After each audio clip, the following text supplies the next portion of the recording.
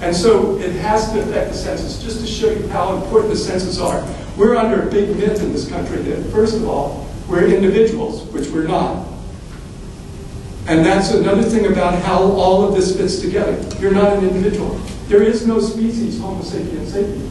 And unless you include at least 45 to 85 other species that are along with it in a symbiotic relationship with you right now, you have about 3.5 pounds of bacteria in your body. Without that, you would be dead. It breaks down things, it keeps you well, it creates vitamins for you and stuff, and we make a great environment inside of ourselves for it. If you didn't have the bacteria on your skin, you would be dead too, because it keeps your skin healthy and protects you from harmful things in our environment. We have this myth that we're individuals, but we didn't make all our own clothes, we didn't do all of that kind of stuff. We're in symbiotic relationships. And those symbiotic relationships, the strongest ones are the ones that affect our senses, where I feel it inside of me, and I know it, and I make that solid connection. And then the last part of that definition is it's done by a skilled person. The skills are not, and this is very, very important, not technical skills, they're conceptual skills, because that's what you're doing. They're emotional skills. I'm not going to go over through Howard Gardner's multiple intelligences, but in all my years of teaching, I've run elementary schools, I've taught all ages, populations, and subjects. And from pre-K all the way up through college, graduate school, and all kinds of junk like that. And so this model of multiple intelligences I disagree with it personally, but it's the most effective model that I've ever come across to use in a classroom. And just to let you know, is I ask y'all to have to respond with me, have to interact with me. And there's some of you, I know a lot about you now. I mean, I can look at you and know about you, about how you're dressed and stuff like that. But I watched more your facial expressions, your body postures and stuff. And then that's the way that I can start to understand who you are so that I can talk to you on some level. Right? And then so this one is very, very important to use. So if you haven't ever been exposed to Gardner's multiple intelligences, it seems to be one of the great answers to education. And there are schools totally based on that. Our program at Community Stepping Stones sees art as a web of light. So we have that holistic thing. And you can see that what we're doing is we're going around and it just spreads out into this giant thread. So we get our students in there and we work at all populations and ages, pretty much, and we're free to anybody in the community. And so one of the things is it's very important to have education. So education is very, very important. And what we can do is I'll show you how you can start to use math skills and stuff and all that through the arts. And mentoring is also important. There's been a study that's come out of, that started over 40 years ago, 50 years ago, 60 years ago, God, that shows how old I am.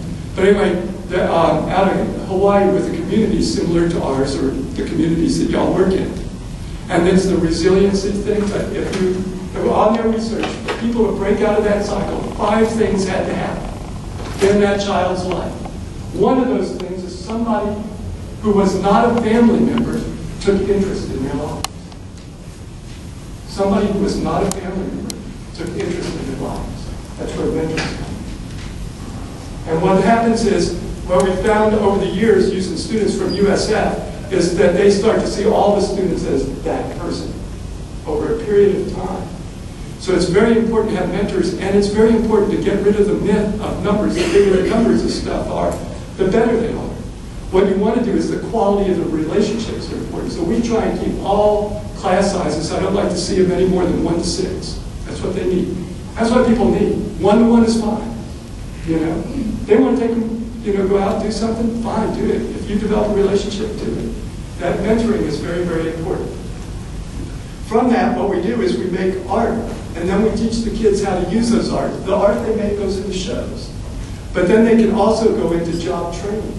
And so we have a job training program where we teach them where they can go and they get paid more as their job skills. And they have to have 2 sets of skills.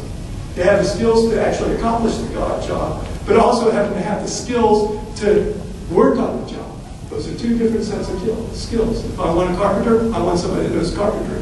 But I also want somebody who will show up on time and stay focused and work. And so, believe it, and that's one of the hardest things for them to understand. They all want jobs, the teams that we work with, but they won't do that, you know, so we have to teach them those things.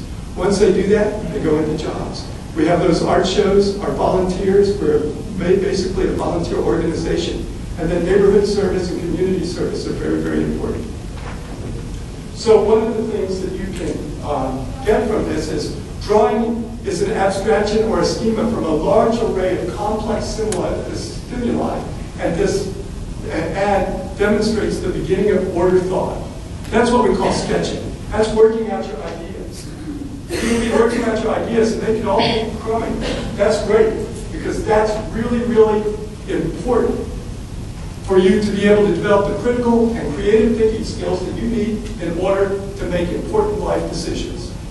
And that's why art is so important, especially for the kids in these kinds of neighborhoods and this kind of education. And this is all online, so because I got to start a little bit later, I'm just going to go through this. So here is a little boy in elementary school. And what it is my kids, by the way, this was one of the most fascinating things. I found that after the kids work with us in some of our painting classes, that they can mix color better than some of the art students at USF. And what it is here you can see, this is Benny, and he's holding up, you know, ratios. Oh, no, wait, I'm sorry, he's holding up colors. And you can start to see how he's changing the value of color here. But what he's really learning is ratios. He's learning numerical things and how different things fit together and why it's important to do that. Why it's important. So he starts off very lightly and adds a little bit more color to each slash across there. So he's seeing how more or less and what ratios mean. So he's intrinsically learning it, and he's physically learning it in his body. That's the emotional stuff. You know, he's physically learning it. How you can use this if you want to flip it over to ratios is just say, okay, you have a kid go and I'll pick that color blue over there. All right, now what you do is you pick a color, and now I want you to get somebody to mirror it. And you just have blue and white. You say, okay, now that's what you got. Now add one, and you have one stroke of white, one stroke of blue. So you put 5 strokes of white, now put 1 stroke of blue. Oh wait, that's too light. You see what I'm doing? All I'm doing, and then you just mark it down, and there you are, ratios. They look at it, they know what a ratio is. Because you're making it intrinsic, and it's part of them. It comes from them that they're trying to communicate something, not coming from us telling us. So here's another thing that we don't realize as teachers. A lot of teachers, if you see them in the classroom, and they were actually doing a performance in the theater, everybody would get up and leave. Right? And so what happens is teachers don't realize that we have to be, if you go into classrooms and you say to the kids, you don't have to be here anymore, the schools would empty. Well, just because they're forced to be there doesn't mean that they're going to learn anything. You know, what we have to do is to be engaging. We have to be artists, performance artists. One of the best things I tell all my students that want to be teachers, take at least one voice-body improv class. And so what we have in these mentors, we live, even though this neighborhood is like that, we live right across we're surrounded on 2 sides by the beautiful Hillsborough River. And a lot of these kids live right next to the river. This is a park that they could go to. They've never seen alligators or manatees.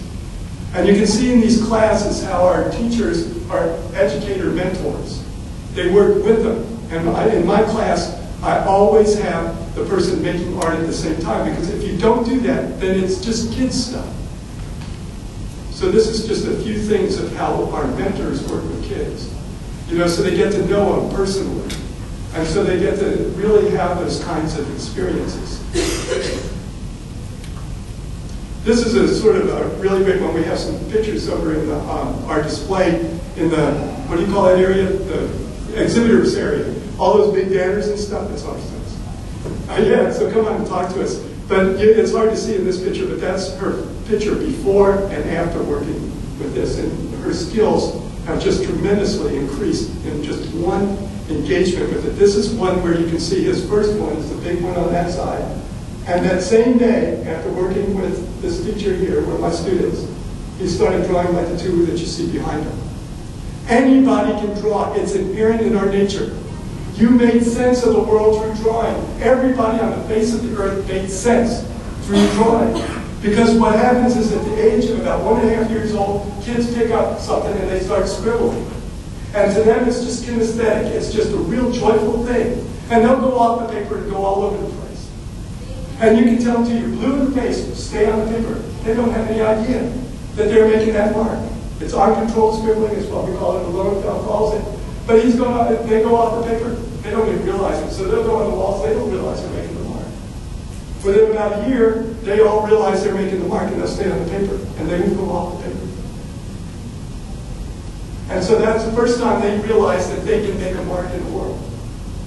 You realize how important that is? You don't remember that if you don't go through that. If you're given coloring books, where you're getting this preconceived adult idea of the world, you're supposed to stay in the lines. You know, what you're doing is just stealing from them their ability to grow and change and to discover that within themselves. That's a very, very, very different thing than giving them a coloring book. Coloring books are anti-art. They are anti-art. They're anti-education. They are like sugar. Okay? Okay, it's okay to give the kid a little bit of sugar, right? But you don't want to give them a diet of sugar. Right? But that's what coloring books are. They're easy, short, and cheap. But they are anti-art. They destroy the ability for people to find joy in learning. And they don't stay, by the way, they don't learn a skill. They don't stay in the line. If they draw a circle and then they color it in, they have the skill to do that. And also, look at our country. If you believe we live in a democracy, you've got to know you're coming, because we don't. Look at how many people vote. Well, right there, you know, only, what, a quarter of our population votes. But voting is passive.